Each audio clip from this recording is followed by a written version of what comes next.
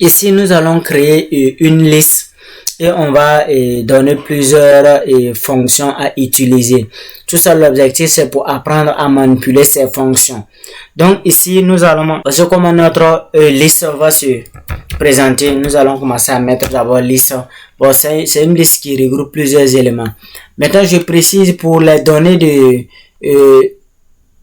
que vous allez saisir sur votre feuille, une ou soit dans votre classeur en question. Et l'emplacement importe, même si vous venez au milieu ici, ça va donner le même résultat là. Voilà, ici nous avons le choix d'utiliser l'espace que nous voulons.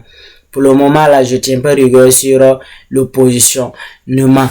Donc avec la suite des vidéos là, je vais vous montrer si jamais vous voulez travailler et typiquement sur une page. Maintenant, si c'est pas précisé, vous pouvez laisser partout où vous voulez et vous écrivez. Donc à partir de là, nous allons mettre ici des numéros d'ordre. C'est comme des numéros d'ordre comme ça. Ici, c'est le nom et prénom. Donc le nom et prénom comme ça. Voilà. Ici, nous allons mettre le nom et prénom. Ici, nous allons mettre note 1, note 2 et note 2. Et ici, nous allons apprendre à utiliser déjà une fonction du nom de somme. Et après, une fonction du nombre de produits. Après, une fonction du nom de moyenne. Une fonction du nom de rang. Une fonction de, bon, ici là, c'est pas la fonction on va mettre, mais c'est ce que ça fait là déjà, que nous allons mettre.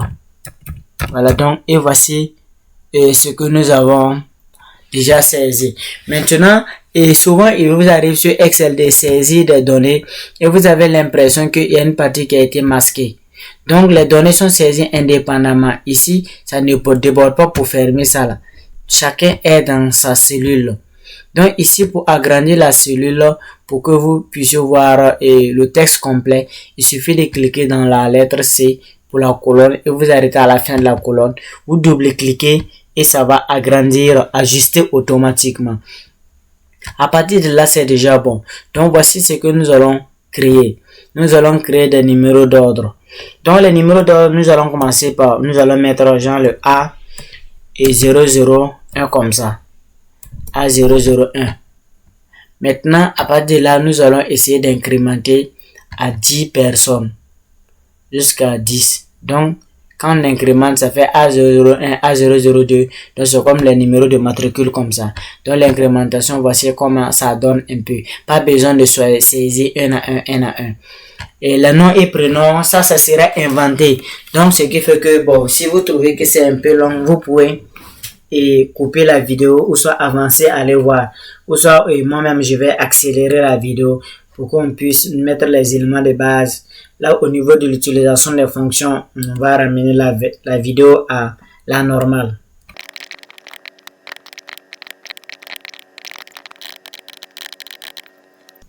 Ok, donc à partir de là, et ça nous va maintenant. Donc, nous avons les données que nous avons déjà mis. Les noms, prénoms, note 1, note 2. Donc, voici la fonction que nous allons utiliser. La fonction s'appelle somme. Donc, nous voulons que cette fonction puisse faire la somme de note 1 plus note 2. Donc, nous venons là, à partir de là, nous faisons égal et nous commençons à saisir somme. Donc, et on prend double-clic sur ce que la machine a proposé. À partir de là, nous allons sélectionner l'ensemble de nombres concernés. Donc, on s'arrête ici, on fait clic maintenu, tirer vers la droite et nous fermons la parenthèse. Et on fait entrer. Et ça va donner la somme de 15 et 5. Donc, ce qui fait 20. Donc, avec Excel, souvent pour les calculs, vous n'avez pas besoin de faire un à un. Comme il y a la fonction incrémentation qui est là, donc nous calculons la personne en tête de liste d'abord et nous disons à Excel de faire le même principe de calcul. Donc on s'arrête ici, on double-clique, on double-clique et ça va calculer automatiquement la note. Donc la somme ici, donc c'est utiliser la fonction pour tout calculer. Ici nous allons utiliser produit égale produit, donc la fonction du nom c'est produit. Donc ici, la fonction, le nom, c'est produit. Donc, nous prenons produit et nous sélectionnons les nombres concernés.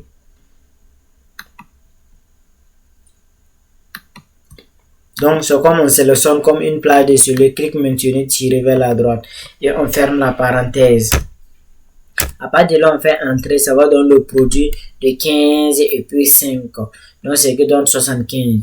Je même fait le même principe, je double-clique, ça incrémente et je m'assure que ce symbole est là, ce plus est là. Donc, j'incrémente, ça donne le résultat. Ici, nous allons utiliser la fonction moyenne. Donc, c'est une fonction qui permet de calculer la moyenne. Donc, ici, notre moyenne, donc nous prenons et ce que la machine a proposé. Donc, on va faire la moyenne de note 1 et note 2.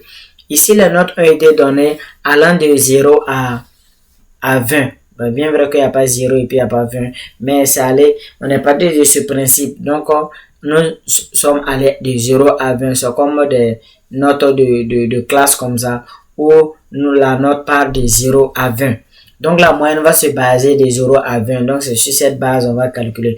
Et aussi, c'est comme le coefficient pour chaque note là. Le coefficient est 1. Donc, ce qui fait que nous, on va sélectionner l'ensemble des nombres demandés. Donc, on part ici, on sélectionne comme d'habitude et on referme la parenthèse, on fait entrer. Donc, la moyenne, donc ici 15 plus 5, si on fait en termes simples divisé par 2, là, ça va effectivement les 10. Donc, ça va donner la moyenne 10. Donc, on incrémente aussi. Donc, quand on incrémente ici à 10, 14, 5, 17, 6, 4, ainsi de suite. Donc, voici les différents types de moyennes que nous avons. Maintenant, ici, nous allons utiliser une fonction du nom du rang. Donc, une fonction du nom du rang. Donc, son travail consiste à classer un certain nombre d'éléments par ordre. Donc, soit par ordre croissant ou décroissant. Ça dépend de comment nous définissons. Donc, nous allons commencer toujours comme égal rang. Donc, nous allons voir ce que le logiciel propose. Nous double-cliquons dessus. Si nous avons double-cliqué dessus, nous allons voir notre rang. Et à partir de là, si ça nous va, nous allons cliquer sur le nombre 1. Donc, ici, d'abord, nous voulons se baser sur quoi? C'est la moyenne pour classer. Donc, nous allons prendre la moyenne de la personne en tête de liste. Comme exemple d'abord. Donc, nous prenons nombre 1. Et on met point virgule comme l'ordinateur a demandé. Et après, on nous demande de prendre la référence. La référence est l'ensemble des données en question. Ici, nous nous basons sur la moyenne. Donc, c'est l'ensemble des moyennes. Donc, nous revenons cliquer au niveau de la moyenne de la personne en tête de liste d'abord. Avant de faire clic maintenu tirer pour sélectionner le reste des moyennes là. Donc, ça va prendre tout. Donc, nous voyons de H7 à H16. Donc, ça, c'est la référence comme ça. Il ne suffit pas de s'arrêter de là. À partir de là, cliquer maintenant, tirer. Non, non. Il faut s'arrêter dès le début ici. Cliquer maintenant pour que ça puisse prendre toutes les moyennes. Et à partir de là, on nous demande de mettre point virgule. Comme ce sont les moyennes, nous prenons suivant l'ordre décroissant. Parce que celui qui a la plus forte moyenne est classé 1. Ainsi de suite, on décroît. Donc, nous prenons le 0. Donc, on ferme la parenthèse. Donc, si nous fermons la parenthèse et qu'on fait le entrée, voici ce que ça donne. Le rang, c'est 6. Donc, cette personne-là est classée comme 6e. Donc, nous allons incrémenter. On va double-cliquer. Et on va voir le classement que l'ordinateur a fait. Ici, on a 6. Ici, on a 4. Ici, on a 1. Bon, il y a des éléments qui sont répétés. On va voir est-ce qu'il n'y a pas un problème. Ici, il y a 17 qui est 1. Et il y a 15 qui est 1. 15 qui est 1. Donc, il y a un problème. 17, il ne peut pas être premier. Et après encore 15 va être premier. Et 15 va être premier. Donc, il y a un problème. Donc, ça veut dire au niveau de notre rang moyenne, il y a quelque chose que nous n'avons pas tenu compte. Donc, je pourrais faire réapparaître la fonction ici. Il suffit de s'arrêter au niveau de la cellule concernée. La personne en tête de liste, on double-clique. Si nous double-cliquons, nous allons voir la fonction apparaître. Là, l'erreur que nous avons commis, c'est de ne pas fixer la référence. Parce que notre référence ici n'a pas été fixée. Ce qui fait que à chaque incrémentation, Excel décale. Pour fixer, voici comment la procédure comme nous allons suivre. Nous allons mettre le symbole de dollar pour encadrer les lettres de la référence. Donc, les lettres concernant la référence, c'est H, H, H. Donc, nous allons encadrer H avec le symbole de dollar. Donc, nous encadrons ici avec le symbole du dollar. Ici aussi, nous encadrons avec le symbole du dollar.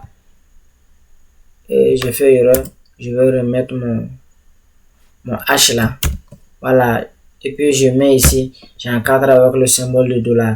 Ici aussi, j'encadre avec le symbole de dollar. Donc, ça doit être encadré. Donc, le H doit être encadré avec le symbole de dollar. Donc, c'est la partie concernant la référence. Si vous avez autre référence, vous regardez pour vous, ça concerne quelle lettre encadrée avec le symbole de dollar. À partir de là, nous venons cliquer juste ici pour que le curseur soit ici. Et à partir de là, nous pouvons faire notre entrée. Ça va corriger. Comme nous avons corrigé notre fonction, on reclique ici, on réincrémente, on double-clique.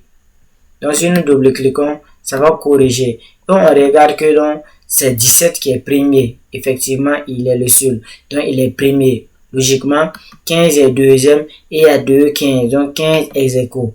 Ce qui fait que troisième là va être directement quatrième. Donc, ce qui fait qu'on a 14,5. Maintenant, après ça, on a le cinquième qui est 13,5, ainsi de suite jusqu'au dernier qui est 10e avec 4 de moyenne. Donc, voici comme ça un peu la fonction rang se comporte. Ici, voici maintenant comment nous allons utiliser la fonction si pour la décision. Mais ici, nous allons mettre deux décisions. Soit la personne redouble, soit la personne est admise. Donc, comme nous allons utiliser ces deux éléments, nous allons prendre une fonction qui s'appelle si. Donc, nous commençons toujours par égal et nous tapons si. Si nous tapons si, nous double-cliquons. Donc, nous allons prendre la fonction. Ici, on se base d'abord sur notre test logique. C'est-à-dire, nous allons dire à la machine, la condition c'est quoi? Nous voulons dire que si la moyenne est supérieure ou égale à 10, qu'il nous affiche une décision soit admise, soit redouble. Donc ici, nous allons dire quoi? Test logique. Donc test logique, c'est la condition. Donc nous allons prendre d'abord la moyenne de la personne en tête de liste et on va mettre supérieur ou égal. Donc ce symbole de supérieur, si on a du mal à retrouver le symbole de supérieur sur notre clavier, il y a un clavier visuel. On vient au niveau de la barre de recherche ici et nous cliquons clavier visuel. Et nous allons voir ça, nous cliquons, ça va apparaître sur notre espace de travail. Et à partir de là, nous pouvons la voir ici. Symbole de supérieur et puis inférieur. On revient cliquer ici pour que notre curseur cliente et on va activer marge et puis on va activer vers marge. Et à partir de là, on va prendre celui-ci. Ça va donner le symbole de supérieur. Et à partir de là, on va mettre le supérieur, puisqu'on a des supérieurs égal. Donc on met supérieur et puis on met égal. Et la valeur en question, c'est 10. Donc dès lors qu'on finit avec notre test logique, il faut mettre point virgule. Donc nous allons mettre point virgule. Si notre test logique est vérifié là, de mettre valeur si vrai. Donc c'est-à-dire on va mettre la personne est admise. Donc ici nous allons mettre admis. Donc pour cela, qu'est-ce que nous allons faire? On ouvre les guillemets, pas crochet ici, mais on va ouvrir des guillemets avec la touche 3. Donc à partir de là, si nous ouvrons les guillemets, nous allons faire quoi? Nous allons écrire admis. Et après on referme les guillemets. Sur le fin de fermer les guillemets, on va fermer la parenthèse et on va fermer avec point virgule. Maintenant, cette fois-ci, si notre test logique n'est pas vérifié, il faut prendre l'événement contraire. Donc, c'est-à-dire, on va ouvrir encore les guillemets et on va prendre quoi? Redouble maintenant. Donc, on va prendre redouble. Donc, à partir de notre redouble, on va faire quoi? On va refermer notre guillemet et on va fermer la parenthèse totalement. Et voici comment nous avons réussi à mettre notre fonction si. Donc vous regardez bien pour comprendre la configuration. Donc on va faire entrée. Donc par défaut, je peux cacher celui-là. Et la personne en tête de liste a 10 de moyenne. Donc la personne est admise. Donc nous avons mis admis. Donc, nous incrémentons. Donc, double-clic à partir de là. On va admis, redouble, admis, redouble, admis, redouble. Donc, on les admis, redouble, redouble. Et redouble, c'est ceux qui n'ont pas la moyenne est supérieur à 10 ou égal à 10. Donc, effectivement, c'est vérifié. Et voici comment nous avons utilisé cette liste pour utiliser quelques fonctions sur Excel, somme, produit, moyenne, rang, décision. Donc, il y a plusieurs fonctions que nous pouvons utiliser avec. Et donc, nous allons poursuivre dans la prochaine vidéo avec d'autres éléments.